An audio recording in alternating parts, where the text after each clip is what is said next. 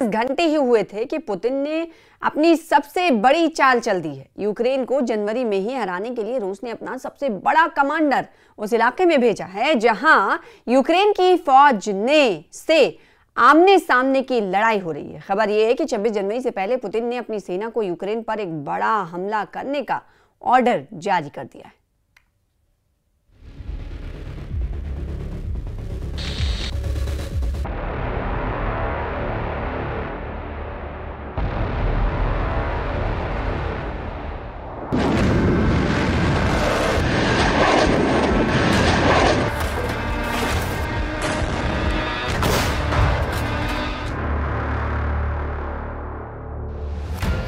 Ukraine में हाहाकार मचा है। जनवरी 2025 का महीना यूक्रेन के युद्ध के सबसे खतरनाक दिन साबित हो रहे हैं।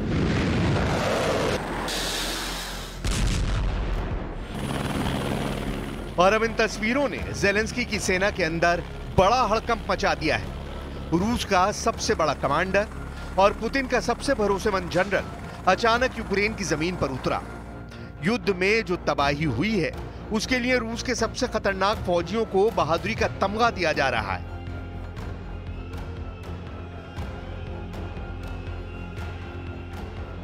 ये है chief of Russian general staff Valery Gerasimov. आखिर यूक्रेन की जमीन पर क्यों पहुंचा रूस का सबसे खतरनाक कमांडर जनरल वलेरी गेरासिमोव, जिसे ज़ेलेंस्की की फौज कहती है कमांडर खामोश खोपड़ी, जिसको डिकोड करना बहुत मुश्किल है। यूक्रेन का मानना है कि जनरल वलेरी गेरासिमोव का डोनेस्क में आना बताता है कि पुतिन की तरफ से बहुत बड़े हमले का सिग्नल मिल गया है। क्या पुतिन यूक्रेन पर अब तक का सबसे बड़ा हमला करने जा रहे हैं? कमांडर वलेरी का खौफ बहुत ज्यादा है। रूस की फौज भी जनरल वलेरी की कमान में लड़कर कहती है, जब तक तोड़ेंगे नहीं तब तक छोड़ेंगे नहीं। कमांडर वलेरी ने क्या फैसला किया? रूस की अटैक वाली स्ट्रैटेजी में क्या बदलाव हुआ?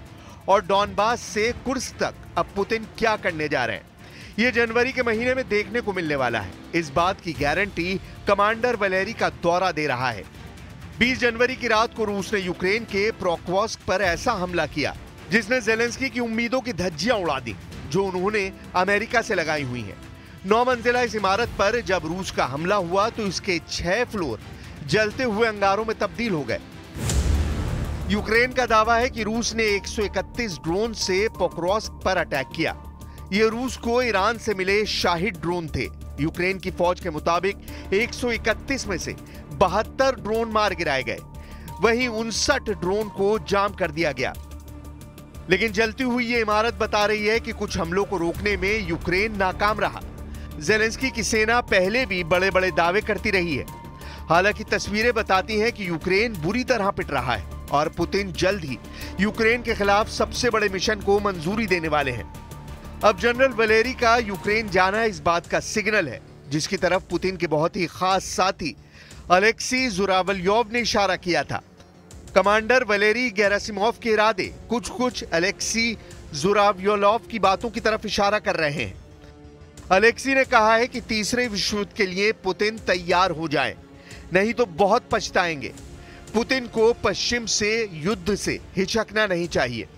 सवाल है कि क्या जो बात पुतिन खुद नहीं कहना चाहते वो अपने करीबियों से कहलवाकर नेटो में दहशत पैदा करना चाहते हैं?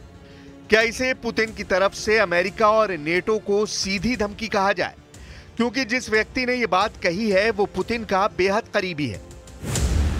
रूस में संसद की रक्षा समिति के उप प्रमुख और सीनियर सांसद अलेक्सी जुरावल्योव ने कहा कि देश के नौजवानों को अगले 3 सालों में विनाशकारी विश्व युद्ध का सामना करने के लिए तैयार रहना चाहिए। अब पश्चिमी देशों के साथ रूस के टकराने का खतरा है और मॉस्को को इससे बिल्कुल पीछे नहीं हटना चाहिए। लेकिन अब रूस को डराने वाली खबर वॉशिंगटन डीसी से आई है, क्योंकि व्हाइट हाउस में जाने के बाद राष्ट्रपति डोनाल्ड ट्रंप ने यूक्रेन को लेकर ऐसा फैसला किया है जिससे कीव और मॉस्को दोनों जगह पावर सेंटर बेचैन है। ट्रंप का नया फैसला इतना खतरनाक है कि ये नेटो को ताकतवर भी बना सकता है और उसे पूरी तरह तोड़ भी सकता है। And one thing on that, I think they should lift their number not to 2% but to 5%. NATO should be at 5%. not at 2%. 2% is ridiculous.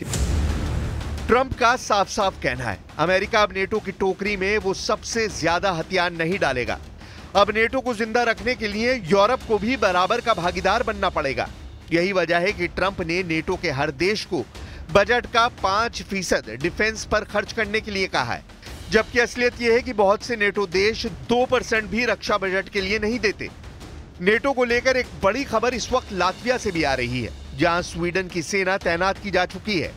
Latvia वो देश है जिसका पूर्वी बॉर्डर रूस से लगता है और नेटो के खिलाफ जब भी पुतिन कोई बड़ा एक्शन लेंगे तो उनका पहला टारगेट लातविया ही बनेगा। स्वीडन की सेना का यहां आना पुतिन के लिए गंभीर मैसेज है। We are welcoming the Swedish battle group to Latvia and to NATO's mission here. But the big significant thing, of course, is also that it's Sweden's first NATO mission as member of the alliance.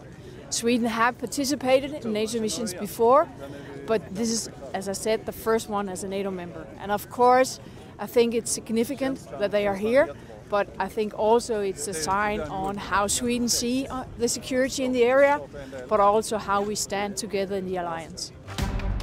Zelensky के लिए बड़ी राहत है, लेकिन Ukraine इतने से खुश नहीं है।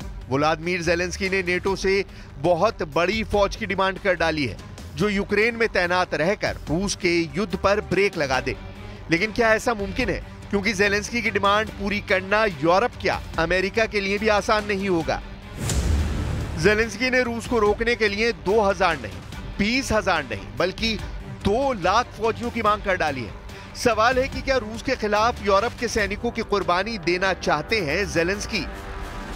From all the Europeans, 200,000. It's a minimum. It's a minimum.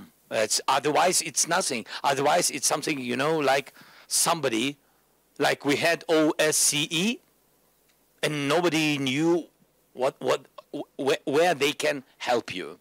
Just they had the offices, and that's all.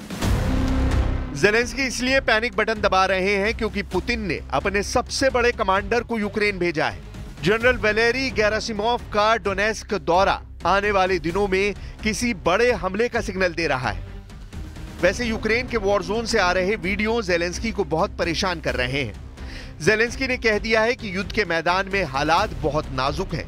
रूस की 15 लाख की सेना के आगे यूक्रेन कमजोर है। उसके पास इसके आधे सैनिक भी नहीं है। वैसे मैन पावर क्या, यूक्रेन के पास तो लड़ने के लिए ढंग के हथियार भी नहीं है, और ये बात यूक्रेन के फौजी खुद बता रहे हैं। 18 років брати їх зразу на штурм, це трохи глупо.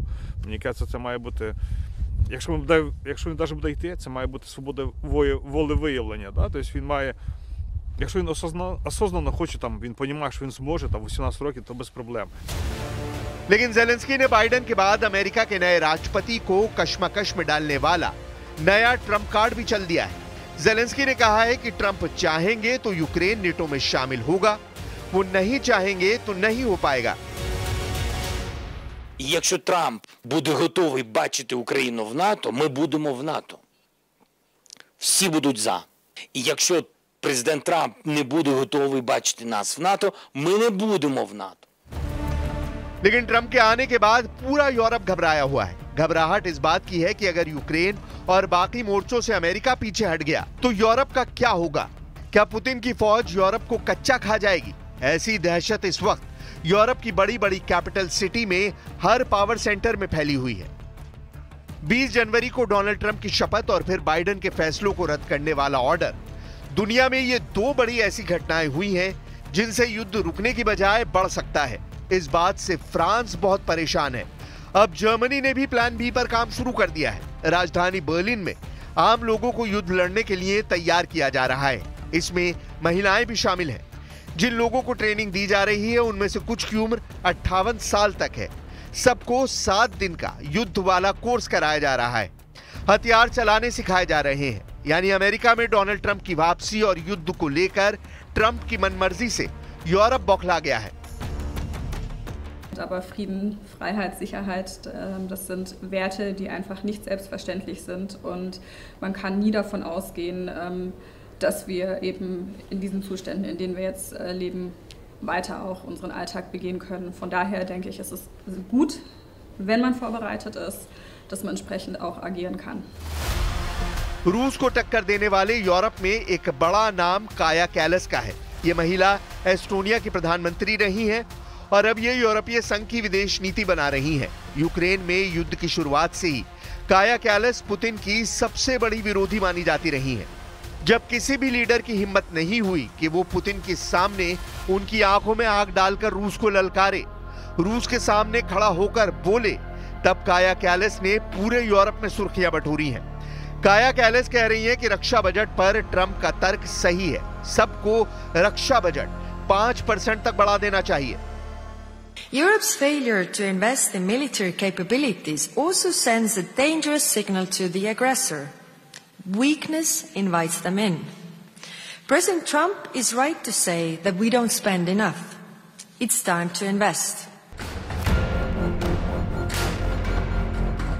यूक्रेन में तो घमासान जारी ही है। नेटो पर भी पुतिन की नजरें टेढ़ी हो गई हैं, क्योंकि जब से कुर्स्क में ज़ेलेंस्की ने हमला किया है, पुतिन इसका हर्जाना नेटो से लेना चाहते हैं। फिलहाल रूस के कुर्स्क इलाके को वापस लेने के लिए पुतिन ने उत्तर कोरिया की फोर्स उतारी हुई है और अब ओरेशनिक अटैक वाली रणनीति ने ज़ेलेंस्की को परेशान कर दिया है। इस वक्त ज़ेलेंस्की के डर और पुतिन के दावों को देखकर यूरोप भी कांप रहा है, क्योंकि रूस की नई ओरेशनिक मिसाइल ने सारे समीकरण बदल दिए हैं। अब पूरा यूरोप पुतिन के ऐसे दायरे में आ गया है जिसमें सिर्फ 20 मिनट के अंदर पूरे यूरोप को जलाने का ऑर्डर जारी किया जा सकता है।